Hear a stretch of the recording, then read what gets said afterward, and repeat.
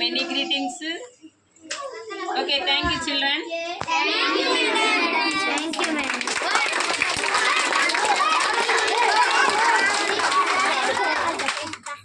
7 కొట్టాలి, తర్వాత 3 కొట్టాలి.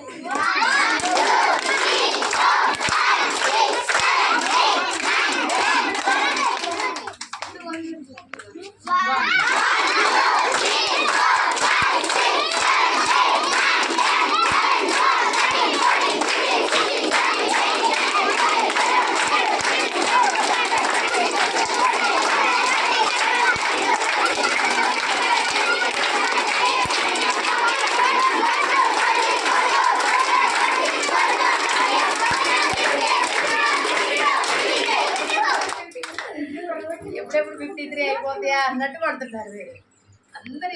చేతులు బాగున్నాయి, మంచి ఎక్సర్సైజ్. థ్యాంక్ యూ రా, నువ్వు అయిపోయింది drive. Okay children, thank you so much. రేపు లేకుండా ఎల్లుండి మేడం గారి బర్త్డే ఉంది, ఇప్పుడే గుర్తుపెట్టుకోండి. నా బర్త్డే అయిపోగానే సుధారాణి మేడం గారి బర్త్డే కూడా ఉంది. So both we are celebrating.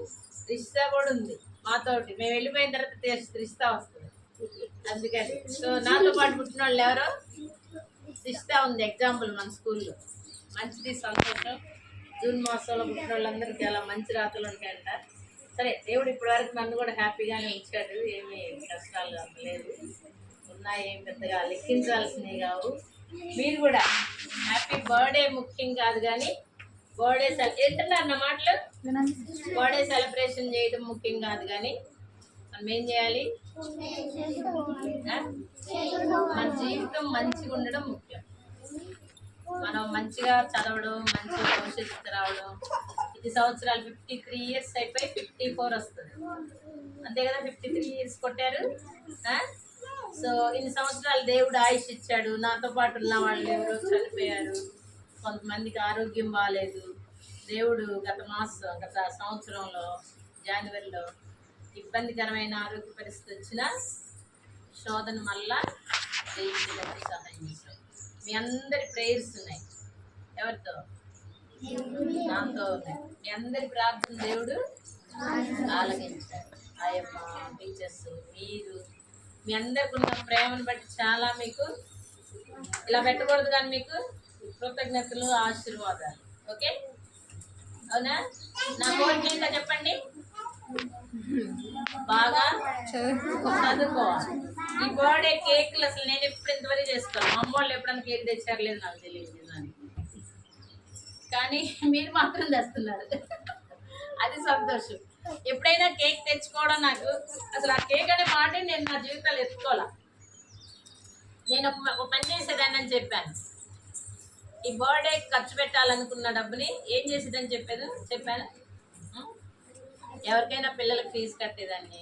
ఎవరన్నా పేదవాళ్ళు ఉంటే బట్టలు కొనుక్కోపోతే ఒక జత బట్టలు ఎవరు అక్కడ గొడవ చేస్తున్నారు చండాలంగా. ఈరోజు కూడా రావు కాసేపు.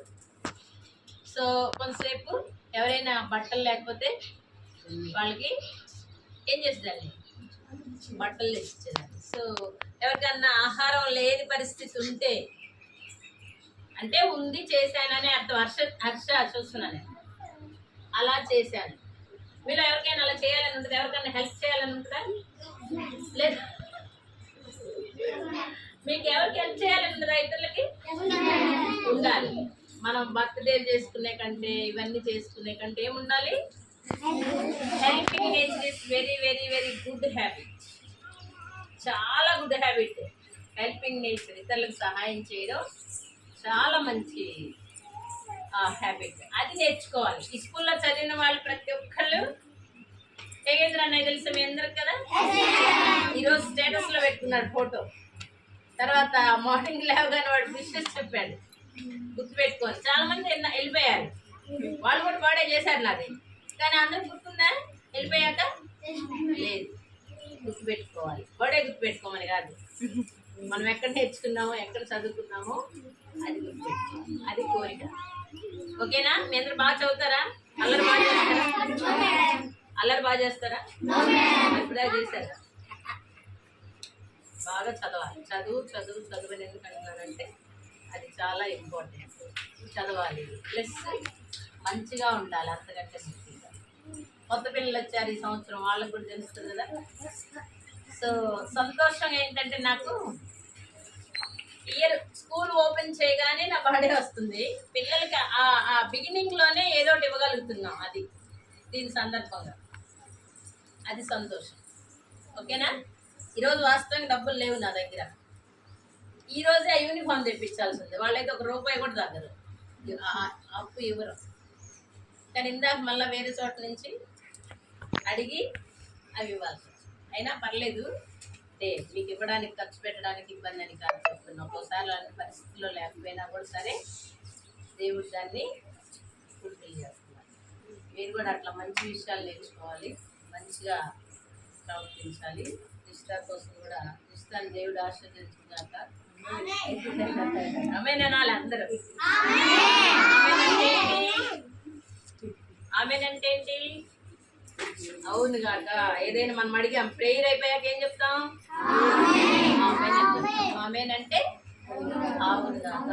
మేము చేసిన ప్రేయర్స్ అన్ని దేవుడు విన్నాడు అని. ఓకే, మీరందరూ వెనక్కి జరిగి, ఇక ముందేం లేదు, మీరందరూ వెనక్కి జరిగి